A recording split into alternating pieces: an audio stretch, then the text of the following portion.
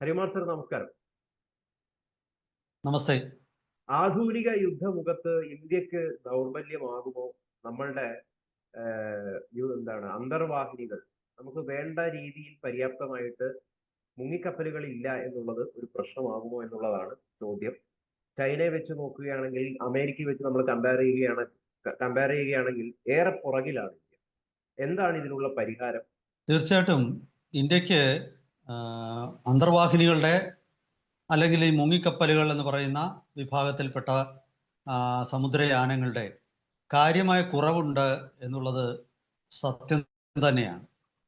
ഈ കുറവ് പരിഹരിക്കാനായിട്ട് തദ്ദേശീയമായിട്ട് തന്നെ ഇവിടെ അന്തർവാഹിനികൾ നിർമ്മിക്കാൻ ഒരു പദ്ധതി ഗവൺമെന്റ് നടപ്പാക്കാൻ ശ്രമിച്ചിരുന്നു. P75I എന്നാണ് ഇതിന്റെ പേര്. പക്ഷെ ദൗർഭാഗ്യവശാൽ ഈ P75I പ്രോജക്റ്റ് അങ്ങനെ നീണ്ടു പോവുകയാണ്. ഇപ്പോഴും അതിന്റെ പാർട്ട്ണറെ ഏറ്റവും ഒടുവിൽ ഈ പ്രോജക്റ്റിൽപ്പെട്ട അന്തർവാഹിനികൾ നിർമ്മിക്കാൻ പോകുന്നത് ജർമ്മനിയുടെ പ്രമുഖ സ്വകാര്യ മേഖലയിലെ വലിയ അന്തർവാഹിനി നിർമ്മാതാക്കളും മറൈൻ ആയുധ നിർമ്മാതാക്കളും ഒക്കെ ആയിട്ടുള്ള ടൈസൺ ക്രൂപ്പ് എന്ന് പറയുന്ന കമ്പനി ആയിരിക്കും എന്ന ഏതാണ്ട് ഒരു ധാരണയിലുണ്ട്. ഇപ്പോഴും പൂർണ്ണമായിട്ടില്ല, ഒപ്പുവെച്ചിട്ടില്ല.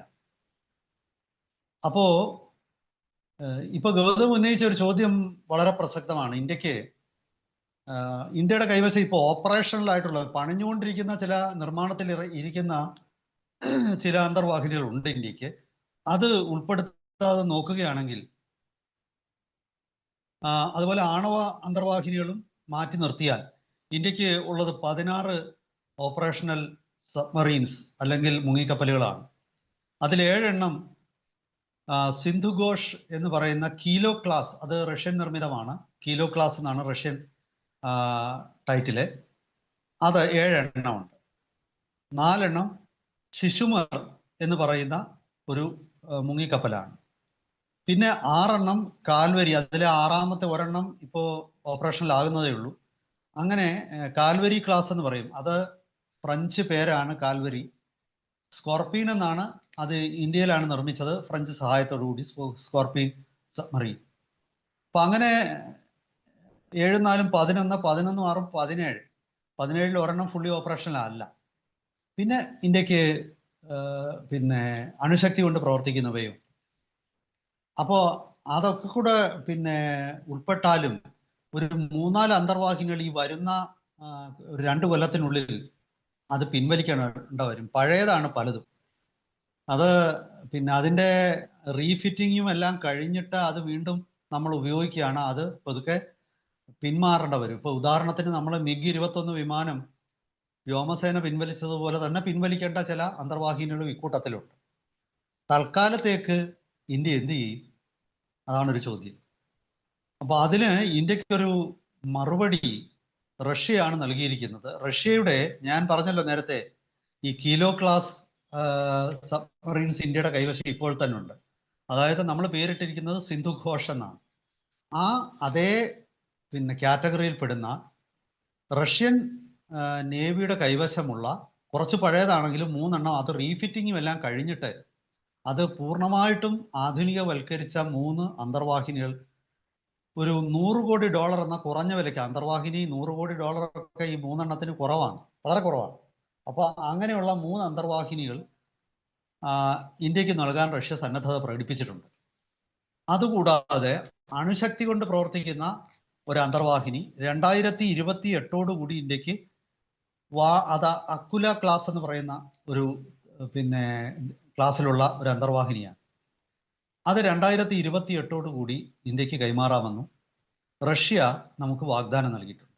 തൽക്കാലത്തേക്ക് ഈ 4 അന്തർവാഹിനികൾ നമ്മളുടെ നേവിയോട് ചേരുമ്പം നമ്മുടെയൊക്കെ തൽക്കാലത്തേക്ക് നമുക്കൊരു ആശ്വാസമായിരിക്കും. പക്ഷെ എങ്കിലും ഞാനിപ്പോൾ ഈ 17 or 20 മൊത്തത്തിൽ അന്തർവാഹിനികളുള്ള ഇന്ത്യക്കുള്ള സ്ഥാനത്ത് 60ഓളം അന്തർവാഹിനികളാണ് ചൈനയ്ക്കുള്ളത്. അമേരിക്കയ്ക്കും ഏതാണ്ട് 50 അന്തർവാഹിനികളുണ്ട്. അപ്പൊ നമുക്ക് റഷ്യയും അമേരിക്കയും അപേക്ഷിച്ച് വളരെ കുറവാണ്. പാകിസ്ഥാനൊക്കെ വളരെ കുറവാണ്, 5-ൽ താഴെ മാത്രമേ ഉള്ളൂ അവർക്ക്. പക്ഷെ ആധുനിക യുദ്ധത്തില് അന്തർവാഹിനികൾക്ക് ഒരു വലിയ പങ്കുണ്ട്. പിന്നെ നമ്മൾ എങ്ങനെയാണ് നമ്മുടെ കയ്യിൽ, ചൈനയുടെ കയ്യിൽ 60 എണ്ണം ഇരിക്കുമ്പോൾ നമുക്ക് ഈ അതിൻ്റെ ഒരു 1/4 നമ്മൾ എങ്ങനെ ചൈനയെ നേരിടും എന്നുള്ളൊരു ചോദ്യമുണ്ട്.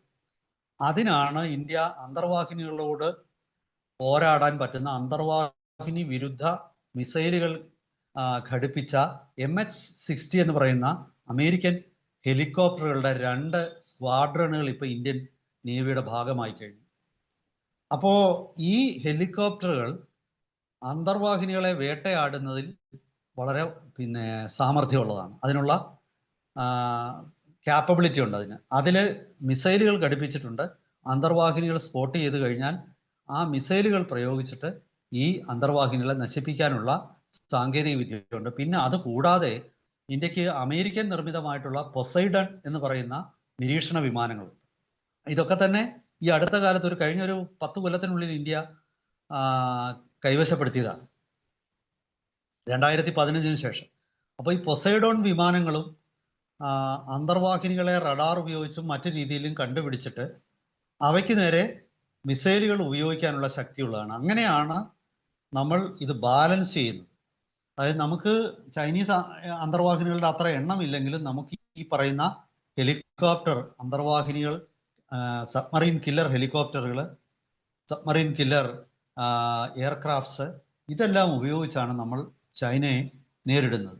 പക്ഷെ അപ്പോഴും യഥാർത്ഥത്തിൽ അന്തർവാഹിനികൾ ഉണ്ടാവേണ്ടത് തന്നെയാണ്. ഇന്ത്യക്ക് ചൈനയുടെ അത്രയും ഒരു ബ്ലൂ വാട്ടർ എന്ന് പറഞ്ഞാൽ ലോകം മുഴുവൻ ഇങ്ങനെ സമുദ്രങ്ങൾ മുഴുവൻ നമുക്ക് അടക്കി ഭരിക്കണമെന്ന് നമ്മളുടെ ഒരു ലക്ഷ്യത്തിലല്ല.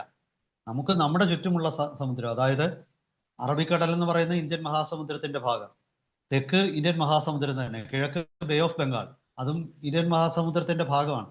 അപ്പോൾ ഈ പ്രദേശങ്ങളിലും പിന്നെ ദക്ഷിണ ചൈന കടലിൽ ആവശ്യം വന്നാൽ അങ്ങോട്ട് കയറാനും, ആഫ്രിക്കയുടെ തീരത്തും മിഡിൽ ഈസ്റ്റ് കോസ്റ്റ് എന്ന് പറയുന്ന യമന്റെയും അതുപോലെ ഒമാന്റെയും ഒക്കെ ചുറ്റും കിടക്കുന്ന കടലിടുക്കിലും അതുപോലെ അങ്ങനെയുള്ള അത്ര പ്രദേശങ്ങളിൽ മാത്രമേ നമ്മൾ സാധാരണ നമ്മുടെ ഒരു ആക്റ്റീവായിട്ടുള്ള ഒരു പട്രോളിങ് നമ്മൾ ഉദ്ദേശിക്കുന്നത്. അപ്പോൾ തീർച്ചയായിട്ടും നമുക്കൊരു 25-30 അന്തർവാഹിനികൾ ഉണ്ടെങ്കിൽ നമുക്ക് ഈ ഒരു ലക്ഷ്യം വളരെ നിസ്സാരമായിട്ട് സാധിക്കും. മാത്രമല്ല, ചില കാര്യത്തിൽ സ്വന്തമായിട്ട് അണുശക്തി കൊണ്ട് പ്രവർത്തിക്കുന്ന അന്തർവാഹിനി നിർമ്മിക്കാനുള്ള ശേഷി നമുക്കുണ്ട്. നമ്മൾ തന്നെ അന്തർവാഹിനികൾ നിർമ്മിക്കുന്നുണ്ട്. പിന്നെ ഈ സാധാരണ ഇലക്ട്രിക് അന്തർവാഹിനികൾ, ഡീസൽ അന്തർവാഹിനികൾക്ക് 1 മാസത്തിലധികം സമുദ്രത്തിൽ മുങ്ങിക്കിടക്കാൻ പറ്റുന്ന, മുകളിലോട്ട് വായു കളക്ട് ചെയ്യാൻ മുകളിലോട്ട് വരേണ്ട ആവശ്യമില്ലാത്ത രീതിയിലുള്ള എയർ ഇൻഡിപെൻഡന്റ് പ്രൊപ്പൽഷൻ എന്ന ടെക്നോളജി സ്വന്തമായിട്ട് ഇന്ത്യ വികസിപ്പിച്ചിട്ടുണ്ട്. പാകിസ്ഥാന്റെ അന്തർവാഹിനികൾക്ക് അതുണ്ട്, പക്ഷെ അത് ചൈനീസ് ടെക്നോളജിയാണ്. നമ്മൾ സ്വന്തമായിട്ട് AIP എന്ന് പറയുന്ന എയർ ഇൻഡിപെൻഡന്റ് പ്രൊപ്പൽഷൻ സിസ്റ്റം നമ്മൾ വികസിപ്പിച്ചിട്ടുണ്ട്. അപ്പോൾ നമ്മളെ സംബന്ധിച്ചിടത്തോളം നമുക്ക് നമ്മുടെ സുരക്ഷയ്ക്ക് 30ഓളം അന്തർവാഹിനികൾ എന്തായാലും ഇന്ത്യക്ക് ആവശ്യമുണ്ട്. അപ്പോൾ ഈ അന്തർവാഹിനികൾ ഇന്ത്യയിൽ തന്നെ നിർമ്മിക്കാനാണ് സർക്കാർ പദ്ധതിയിടുന്നത്. ഈ P-75I പ്രോജക്റ്റ് യഥാർത്ഥത്തിൽ മുൻപേ തുടങ്ങേണ്ടതായിരുന്നു. ഇത് ഇന്ത്യയുടെ ഒരു ശാപമാണ്, ഈ പദ്ധതികളുടെ കാലതാമസം. അവിടെ ബ്യൂറോക്രാറ്റിക് റെഡ് ടേപ്പ്, അതായത് ചുവപ്പ് നാടകൾ, പിന്നെ നിയമക്കുരുക്കുകൾ, പിന്നെ പാർലമെന്റിലും മറ്റിടത്തുമൊക്കെ പിന്നെ ഇത് അവതരിപ്പിച്ച് ക്ലിയർ ചെയ്യും. ചൈനയെ സംബന്ധിച്ച് അങ്ങനൊന്നുമില്ല.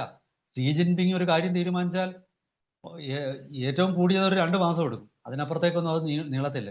മിക്കവാറും 2 ആഴ്ചക്കുള്ളിൽ തന്നെ പദ്ധതി തുടങ്ങിയിരിക്കും.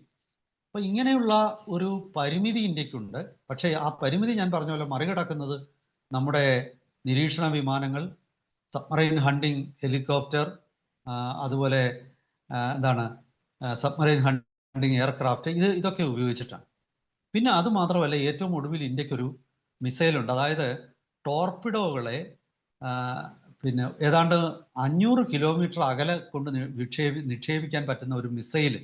അത് ലോകത്തിൽ തന്നെ ഇന്ത്യക്ക് മാത്രമേ ഉള്ളൂ.